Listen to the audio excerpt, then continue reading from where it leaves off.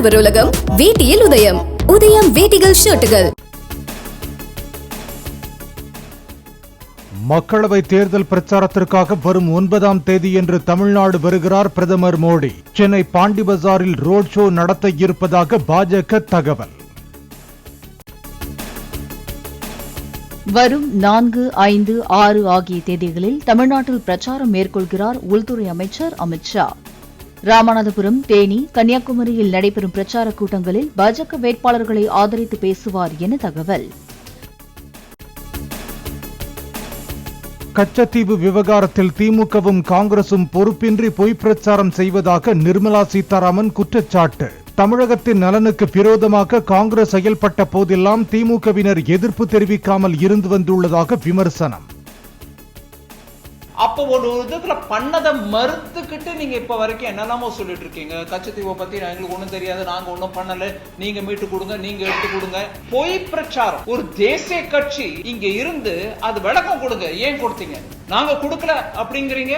அக்சைட் சின் அந்த area loss ஆனது காங்கிரஸ் கட்சியோட டைம். 74லயே ஃபாரின் செக்ரட்டரி உங்களுக்கு வந்து முதலமைச்சருக்கு விளக்கமா எடுத்து சொல்றாரு இப்படி ஆக போகுது. அதுக்கு ஒன்னும் ஒரு எதிர்ப்பு தெரிவிக்கலையே. காங்கிரஸ் ஒவ்வொரு முறையும் தமிழகத்துக்கு எகெயின்ஸ்டா பண்ணிக்கிட்டு இருந்த போது அப்ப தோழமையா இருந்த கருணாநிதியும் டிஎம்கேயும் ஒரு புரோட்டஸ்டும் பண்ணல. நேருவும் இந்திராவும் கச்சத்தீவை ஒரு பொருட்டாகவே கருதவில்லை என நிர்மலா சீதாராமன் பேட்டி. இந்தியாவின் இறையாண்மை தொடர்புடைய கச்சத்தீவு விவகாரத்தை பாஜக எழுப்புவது தேர்தலுக்காக அல்ல என்றும் விளக்கம். சென்னை வெள்ள நிவாரணத்துக்கு ஒரு பைசா கூட தரவில்லை என்ற திமுகவின் குற்றச்சாட்டுக்கு நிர்மலா சீதாராமன் மறுப்பு. வெள்ள மேலாண்மை உள்ளிட்ட உட்கட்டமைப்பு திட்டங்களுக்காக மத்திய அரசு தந்த 5000 கோடி ரூபாய் என்ன ஆனது என கேள்வி. கச்சத்தீவை திருப்பித் தருமாறு இந்தியா இதுவரைக்கும் கேட்கவில்லை என இலங்கை அமைச்சர் ஜீவன் தொண்டமான் தகவல். ஒருவேளை கச்சத்தீவு குறித்து கோரிக்கை வந்தால் அதற்கு இலங்கை வெளியுறவுத்துறை பதிலளிக்கும் என்றும் விளக்கம். கச்சத்தீவு விவகாரத்தில் பாஜகவினர் பரப்போது பச்சை பொய் புரளி என அமைச்சர் பழனிவேல் தியாகராஜன் கருத்து. தமிழகம் பழைய தவறான பாதையை விட்டு தற்போது திமுக ஆட்சியில் முன்னேறி உள்ளதாகவும் பேச்சு. கச்சத்தீவு விவகாரத்தை சட்டப்படி அணுகும் தன் மீது பாய்ச்சல் காட்டும் தலைவர்கள் இத்தனை நாட்களாக மௌனமாக இருந்தது ஏன் என அண்ணாமலை கேள்வி. கச்சத்தீவு தொடர்பான ஆவணங்கள் பொய் என கூறும் தலைவர்களுடன் நேருக்கு நேர் விவாதிக்க தயார் என்றும் பேட்டி. வெற்றி பெற்றால் முதல் நாளே நொய்யலாற்றை மீட்பதற்கான பணிகளை தொடங்குவேன் என பாஜக வேட்பாளர் அண்ணாமலை வாக்குறுதி. கோவை பாமக மாவட்ட செயலாளர் அசோக் ஸ்ரீநிதியின் கோரிக்கையை ஏற்று உறுதிமொழியில் கையெழுத்திட்டார். நீட்டை கொண்டு வந்த திமுகவினர் அதை ரத்து செய்ய வேண்டும் என்றும் நாடக போராட்டம் நடத்துவதாக எடப்பாடி பழனிசாமி குற்றச்சாட்டு. நீட் தேர்வை ரத்து செய்வதற்கு ரகசியம் உள்ளதாக கூறிய உதயநிதி அந்த ரகசியத்தை புதைத்து வைத்துள்ளாரா எனவும் காட்பாடியில் நடந்த பிரச்சார கூட்டத்தில் கேள்வி. வீட்டு மக்களுக்காக ஆட்சி நடத்தும் ஸ்டாலினின் கண்ணுக்கு நாட்டு மக்கள் தெரியவில்லை என எடப்பாடி பழனிசாமி விமர்சனம். பொதுமக்கள் பிழைத்துக் கொண்டு திமுகவினரை கேட்க ஆரம்பித்து விட்டதால் இனி பிழைத்துக் கொள்வார்கள் என்றும் பேச்சு.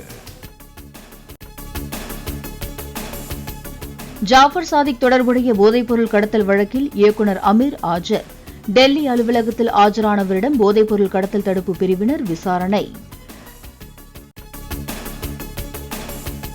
நேரில் ஆஜராக உச்சநீதிமன்றம் பிறப்பித்த உத்தரவை 5 மாவட்ட ஆட்சியர்கள் மதிக்கவில்லை என்றால் கடும் நடவடிக்கை எடுக்கப்படும் என நீதிபதிகள் எச்சரிக்கை. ஆட்சியர்களுக்கு பதிலாக அவர்களின் பிரதிநிதிகள் விசாரணைக்கு ஆஜராக அனுமதிக்க வேண்டும் என்ற தமிழக அரசின் கோரிக்கையும் நிராகரிப்பு. மிக்ஜாம் புயலால் பாதிக்கப்பட்ட 4 மாவட்டங்களுக்கான நிவாரணத் தொகையை உயர்த்தியும் வங்கிக் கணக்கில் வரவு வைக்கவும் கோரி வழக்கு.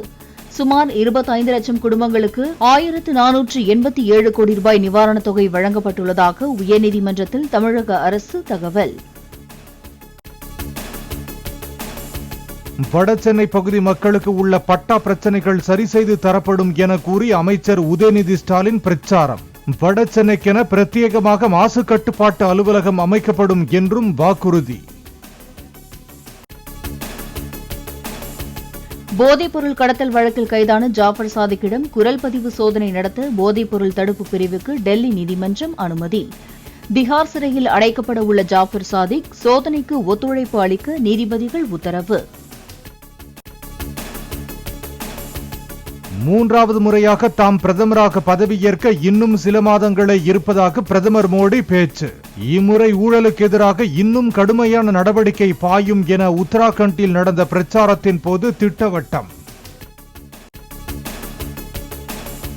மக்களவைத் தேர்தலில் மேலும் 17 தொகுதிகளுக்கான வேட்பாளர்களை அறிவித்தது காங்கிரஸ். ஆந்திர மாநில காங்கிரஸ் தலைவர் ஒய்.எஸ். ஷர்மிளா கடப்பா தொகுதியில் போட்டி. பதஞ்சலி மருந்துகள் குறித்து தவறான விளம்பரம் வெளியிட்ட வழக்கில் உச்சநீதிமன்றத்தில் நேரில் ஆஜராகி மன்னிப்பு கோரினார் பாபா ராம்தேவ். தடைக்கு பிறகும் விளம்பரம் வெளியிட்டு மிக தீவிரமான நீதிமன்ற அவமதிப்பு செய்திருப்பதாக கூறி அவரது மன்னிப்பை ஏற்க உச்சநீதிமன்ற மறுப்பு. டெல்லி மதுபான கொள்கை முறைகேடு வழக்கில் கைதான ஆம் ஆத்மி எம்பி சஞ்சய் சிங்கிற்கு 6 மாதங்களுக்கு பின்னர் ஜாமீன். அமலாக்கத்துறை எதிர்ப்பு தெரிவிக்காததை அடுத்து ஜாமீன் வழங்கி உச்சநீதிமன்றம் உத்தரவு. தமிழ்நாட்டின் ஓரிரு இடங்களில் அடுத்த 5 நாட்களுக்கு அதிகபட்ச வெப்பநிலை 3 டிகிரி செல்சியஸ் வரை படிப்படியாக அதிகரிக்க வாய்ப்பு. வட மாவட்டங்களின் ஓரிரு இடங்களில் 106 டிகிரி ஃபாரன்ஹீட்டாக வெயில் பதிவாக வாய்ப்புள்ளதாகவும் வானிலை மையம் தகவல். ஆடவர் உலகம் வேட்டியில் உதயம். உதயம் வேட்டிகள் ஷர்ட்டுகள்.